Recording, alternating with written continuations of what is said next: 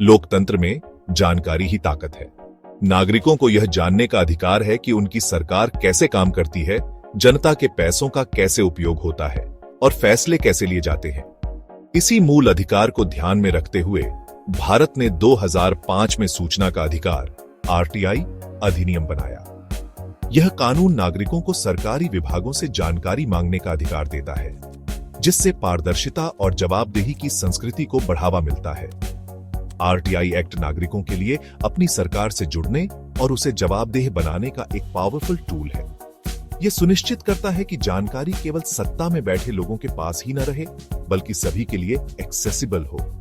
यह ऐसे RTI act 2005 की बारीकियों में जाएगा, इसके कॉन्स्टिट्यूशनल बेसिस, उद्देश्यों, दायरे और इस कानून के तहत जानकारी मांगने की प्रक्रिया की जांच करेगा। यह अधिनियम भ्रष्टाचार को उजागर करने, शासन में सुधार लाने और नागरिकों को लोकतांत्रिक प्रक्रिया में भाग लेने के लिए सशक्त बनाने में महत्वपूर्ण भूमिका निभा रहा है। हमारे साथ जुड़ें और जानें कि कैसे आरटीआई हमारे समाज में सकारात्मक बदलाव का एक जरिया बन सकता है। सूचना का अधिकार अधिनियम 2005 अपनी जड़ें भारतीय संविधान में विशेष रूप से अनुच्छेद 19 खंड 1 उपखंड ए में पाता है। यह अनुच्छेद सभी नागरिकों को बोलने और अभिव्यक्ति की आजादी का मौलिक अधिकार देता है। हमारे संविधान निर्माताओं ने माना कि एक जागरूक नागरिकता एक जीवंत लोकतंत्र के लिए जरूरी है।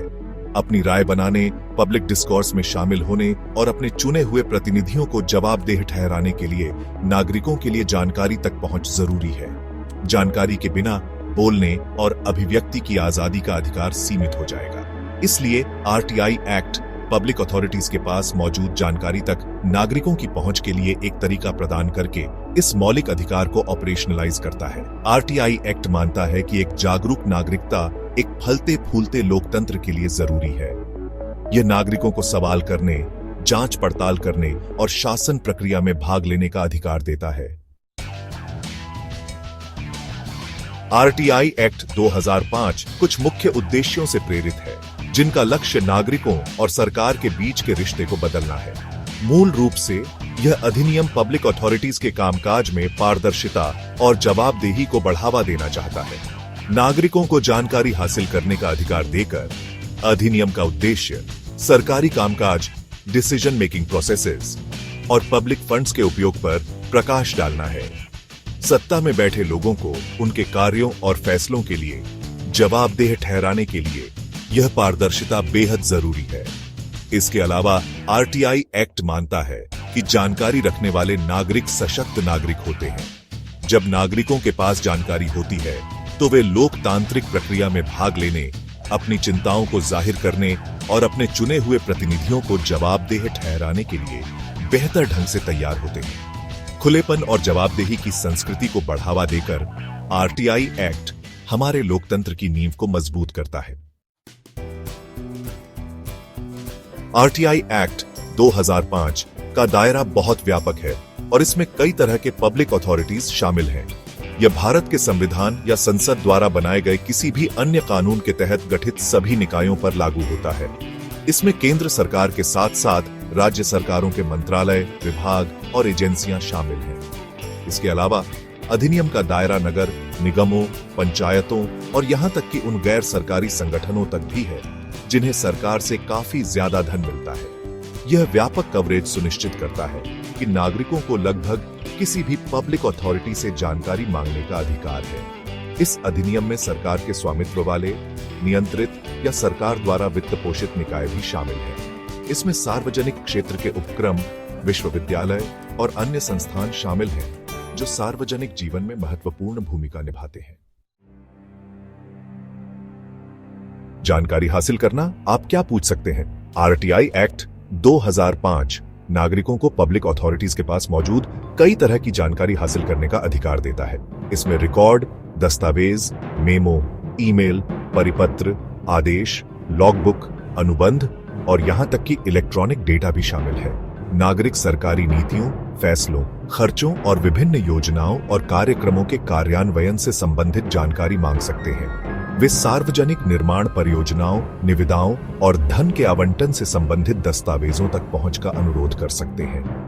अधिनियम नागरिकों को किसी भी रूप में पब्लिक अथॉरिटी के पास मौजूद जानकारी मांगने का अधिकार देता है। इसमें कंप्यूटर, सर्वर और अन्य इलेक्ट्रॉनिक उपकरणों में संग्रहित जानकारी शामिल है। हालांकि यह ध्यान रखना जरूरी है कि मांगी गई जानकारी पब्लिक अथॉरिटी के कामकाज से संबंधित होनी चाहिए और व्यक्तिगत प्रकृति की नहीं होनी चाहिए। छूट, संवेदनशील जानकारी की सुरक्षा। आरटीआई एक्ट 2005 जहां पारदर्शिता का समर्थन करता है, वहीं यह कुछ संवेदनशील जानकारी की सुरक्षा की जरूरत को भी पहचानता है। अधिनियम यह सुनिश्चित करने के लिए विशेष छूट देता है कि जानकारी का खुलासा राष्ट्रीय सुरक्षा, संप्रभुता या रणनीतिक हितों से समझौता न करे। रक्षा, विदेशी संबंधों, खुफिया जानकारी इकट्ठा करने और कानून प्रवर्तन से संबंधित जानकारी का खुलासा करने से छूट दी जा सकती है, अगर इससे राष्ट्रीय हितों को नुकसान हो सकता है। इसी तरह ऐसी जानकारी जो किसी व्यक्ति के जीवन या शारीरिक सुरक्षा को खतरे में डाल सकती है, उसकी भी सुरक्षा की जाती है। अधिनियम उस जानकारी को भी छूट देता है जिसे किसी अदालत द्वारा खुलासा करने से मना किया गया है या जो अपराधों की जांच या मुकदमे में बाधा डालेगी। ये छूट पारदर्शिता और संवेदनशील जानकारी की रक्षा की जरूरत के बीच संतुलन बनाते हैं। आरटीआई आवेदन दाखिल करना, एक चरण दर चरण मार्गदर्शिका। आरटीआई आवेदन दाखिल करना एक सीधी प्रक्रिया है जिसे सभी नागरिकों के लिए सुलभ बनाया गया है। आवेदन संबंधित पब्लिक अथॉरिटी के जन सूचना अधिकारी या पीआईओ को लिखित या इलेक्ट्रॉनिक रूप से जमा किया जा सकता है। आवेदन में मांगी गई जानकारी, आवेदक का नाम और संपर्क विवरण और जानकारी के लिए पसंदीदा डिलीवरी का तरीका स्पष्ट रूप से बताया जाना चाहिए। आमतौर पर 10 रुपये का मामूली शुल्क देना होता है, जिसका भुगतान पोस्टल ऑर्डर या डिमांड ड्राफ्ट के माध्यम से किया जा सकता है। पीआईओ आवेदन प्राप्त होने के 30 दिनों के भीतर जवाब देने के लिए बाध्य है। हालांकि अगर मांगी गई जानकारी किसी व्यक्ति के जीवन या स्वतंत्रता से संबंधित है, तो पीआईओ को 48 घंटों के भीतर जवाब देना होगा। पीआईओ मांगी गई जानकारी प्रदान कर सकता है, आवेदक को संबंधित विभाग को भेज सकता है या अधिनियम के तहत विशेष छूट का हवाला देते हुए अनुरोध को अस्वीकार कर सकता है। अपील प्रक्रिया, निवारण की मांग। अगर कोई आवेदक पीआईओ के जवाब से संतुष्ट नहीं है, तो आरटीआई एक्ट 2005 एक मजबूत अपील प्रक्रिया प्रदान करता है। पीआईओ का फैसला मिलने या तय समय सीमा समाप्त होने के 30 दिनों के भीतर पहली अपील प्रथम अपीलीय प्राधिकारी या एफएए के पास दायर की जा सकती है। एफएए, जो आमतौर पर पब्लिक अथॉरिटी के भीतर एक वरिष्ठ अधिकारी होता है, को 30 दिनों के भीतर अपील का निपटारा करना होता है। अगर आवेदक अभी भी एफएए के फैसले से संतुष्ट नहीं है, तो केंद्रीय सूचना आयोग या सीआईसी या राज्य सूचना आयोग या एसआईसी के पास दूसरी अपील दायर की जा सकती है। यह इस बात पर निर्भर करता है कि शुरुआती आरटीआई आवेदन केंद्र या राज्य सरकार के अथॉरिटी के पास दायर किया गया था या नहीं। सीआईसी या एसआईसी आरटीआई अधिनियम के तहत अंतिम अपीलीय प्राधिकारी है और इसके फैसले सभी पब्लिक अथॉरिटीज के लिए बाध्यकारी हैं।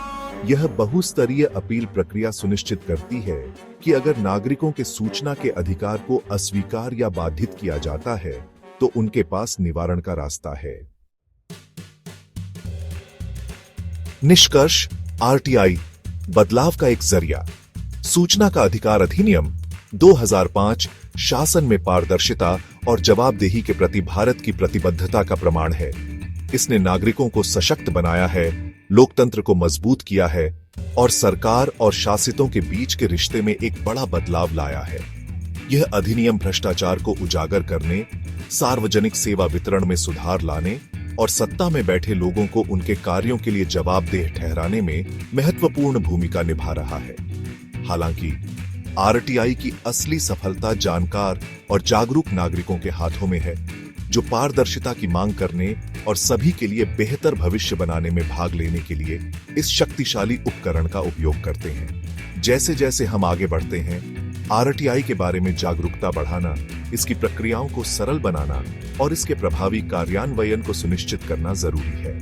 एक ज्यादा पारदर्शी और जवाबदेह भारत की यात्रा जारी है और सूचना का अधिकार अधिनियम 2005 इस प्रयास में महत्वपूर्ण भूमिका निभाता रहेगा।